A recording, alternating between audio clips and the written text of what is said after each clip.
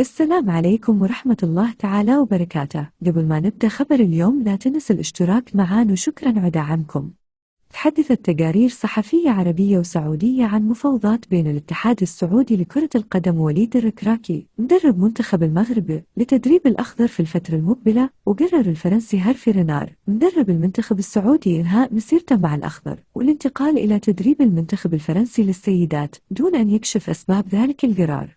وبدأ الاتحاد السعودي لكرة القدم البحث عن مدرب جديد لقيادة الأخضر في الفترة المقبلة، والتي ستشهد مشاركته في تصفيات كأس العالم 2026 وكأس آسيا 2023 التي ستقام في قطر. وأكد موقع سبورت 360 المغربي أن الاتحاد السعودي لم يتواصل مع الركراكي صاحب 46 عاماً، ولم يقم أي شخص بتقديم عرض له لتدريب المنتخب السعودي. وأشار الموقع المغربي إلى أن الركراكي يركز على أهدافه مع المنتخب المغربي إذ ينتهي عقده في عام 2026 ويستهدف الفوز بلقب بطولة كأس أفريقيا 2023 والتأهل إلى نهائيات كأس العالم 2026.